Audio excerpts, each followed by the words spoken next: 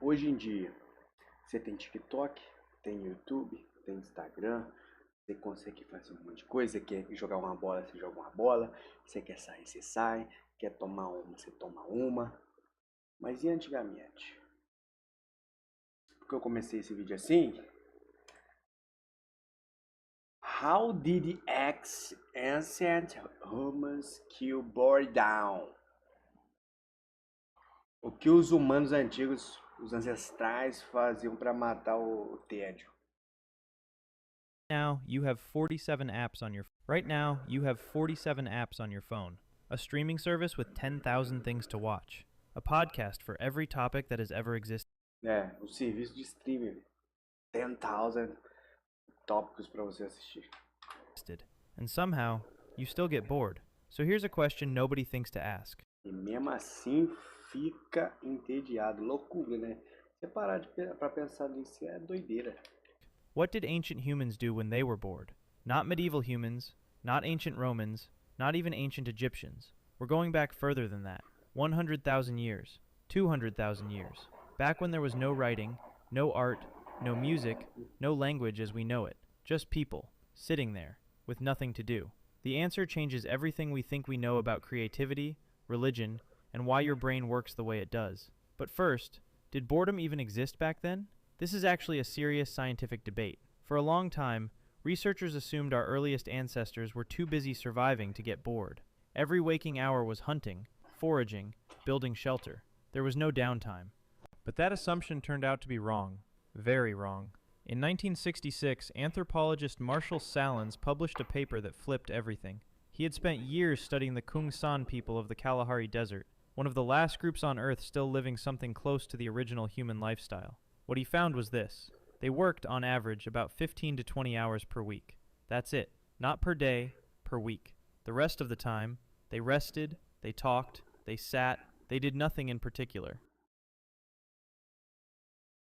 Salins called them the original affluent society, not because they had stuff, because they had time. More free time than most modern humans ever get. So the question isn't whether ancient humans got bored. The question is what happened when they did. Let's start with the obvious one. They played. This sounds simple. It isn't. In 2010, archaeologist Francesco De Rico and his team studied a collection of shells found at a site in South Africa called Blombos Cave. The shells were 75,000 years old. They had holes drilled through them, and they were coated in red ochre. These weren't tools. They weren't weapons. They weren't food. They were beads. Someone had sat down 75,000 years ago with nothing better to do and made themselves jewelry. That's the oldest known art object in human history, and it started with boredom. But here's what's really interesting. Making those beads would have taken hours, maybe days. Drilling through a shell with a stone tool, without electricity, without metal, without patience built by a lifetime of entertainment. That is a long afternoon. And they did it anyway, because the alternative was staring at the wall of a cave. Necessity didn't invent art, boredom did. The same pattern shows up in music. In 2008, researchers excavating a cave in southern Germany found a flute. It was made from the bone of a vulture. It had 5 finger holes. It was 40,000 years old. Someone, 40,000 years ago, before agriculture, before cities, before any civilization we would recognize. Tá, antes da agricultura, antes das civilizações, antes do... O cara criou uma flauta, velho. Sat down and invented music. Not because they had to, because they had a free afternoon and a bird bone. And it turns out music is what the brain does when it has nothing else to process. Neuroscientist Daniel Levitin, who studies the origins of music, argues that musical ability is older than language. Our brains were wired for rhythm and melody before we could form complex sentences, because rhythm is pattern recognition, and pattern recognition kept us alive. But boredom didn't just invent art and music. It invented something far more powerful. It invented imagination. Think about this. You cannot be bored without a concept of time. To be bored, you have to know that this moment is lasting too long, that something else could be happening, that the future exists and it could be better than right now. Boredom is, in a very real sense, the first sign that a brain has developed the ability to imagine things that don't exist yet. Animals don't get bored the way humans do. A dog waiting for its owner isn't bored. It's just waiting. It doesn't have a concept of what else it could be doing. But a human sitting in a cave 100,000 years ago, staring at the fire, nothing to do, starts to think. What if the hunt goes wrong tomorrow? What if that sound outside is a predator? What's beyond that mountain? Where do we go when we die? Every question religion has ever asked. Every question philosophy has ever asked. Every question science is still trying to answer. All of them started the same way. Someone was bored, and their mind started wandering. In 2013, psychologist Sandy Mann published research showing that boredom significantly increases creative output. She had people perform the most boring tasks she could devise, copying numbers from a phone book, and then tested their creativity immediately afterward. The bored group dramatically outperformed everyone else, because boredom forces the brain to generate its own stimulation, and the brain, when left to its own devices, is extraordinary. But there's one more thing ancient humans did when they were bored, and it's the one that mattered most. They talked. Not about hunting, not about food, not about logistics. They told stories. Anthropologist Robin Dunbar, the same researcher who discovered that human social groups naturally cap at around 150 people, spent years studying what humans talk about when they're not talking about anything important. His finding? Roughly 65% of all human conversation is social gossip. Fofoquinha. Então eles gostavam de fazer fofoca. É eu. Who did what? Who said what? What happened to someone you both know? This sounds like a waste of time. It wasn't. Dunbar argues that language itself evolved not for practical communication, but for social bonding. Before language, primates bonded by grooming each other, physically. But grooming takes time. It's one-to-one. You can only groom one friend at a time. Language replaced grooming. Now you could bond with 3 people at once, 10, a whole group around a fire. You could tell a story about someone who wasn't even there. You could build trust with people you'd never touched. Language, and therefore human civilization, didn't emerge because we needed to coordinate hunts.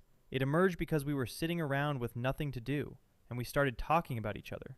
Boredom invented gossip, and gossip invented society. So here's where we've ended up. 75,000 years ago, someone bored in a cave made a bead. 40,000 years ago, someone bored in a different cave made a flute. And somewhere in between, people sitting around fires with nothing to do started asking questions no one had answers to. About death, about the sky, about why things Nossa, é gap de 35 mil anos, né? are the way they are. And some of those questions became religion. Some of them became science. Some of them became art. Some of them became you, lying awake at 2 a.m. with your phone on your chest, thinking about nothing in particular. Here's the part nobody talks about. Modern psychology has a term for what happens when you eliminate boredom completely. They call it cognitive overload. When every moment is stimulated, the brain never gets the chance to do what it was built to do in the quiet moments. Process, consolidate, create. The default mode network, the part of your brain that activates when you're doing nothing, is the same network responsible for creativity, self-reflection, and empathy. It only turns on when you're bored.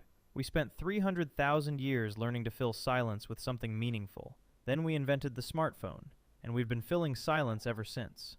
But every time you put the phone down and sit with nothing for a moment, every time your mind starts to wander and you let it, you're doing the same thing the person in the cave was doing, the same thing that made the bead, the same thing that made the flute, the same thing that looked up at the stars and started asking why. Boredom didn't hold ancient humans back. It's what made them human, and it might be doing the same thing for you, if you let it. É sempre que eu vou... Essa imagem aqui, ó, cadê? It's what Toda vez que a sociedade estava entediada, ela criou alguma coisa. Tédio criou a arte. Tédio criou a música. Tédio criou a sociedade. Então vai de acordo com a demanda, né? No caso, nós vivemos conectados o dia todo. Todo dia, toda hora, todo dia. E se a gente não se policiar, a gente não consegue largar isso aqui, ó. Não consegue. Vai no banheiro, vai ter que levar o celular, ver um vídeo. Vai lavar a louça, ver. Vai fazer não sei o que, ver. Mano, não vive isso aí. E às vezes o tempo de tédio é bom. Às vezes é bom. Você ficar quieto, tranquilo, no seu tempo, no seu ritmo, sem pressa. Às vezes é bom. Então, o que entendemos desse vídeo é que quando eles estavam entediados, eles criavam alguma coisa. Mas eles gostavam de ficar quieto também.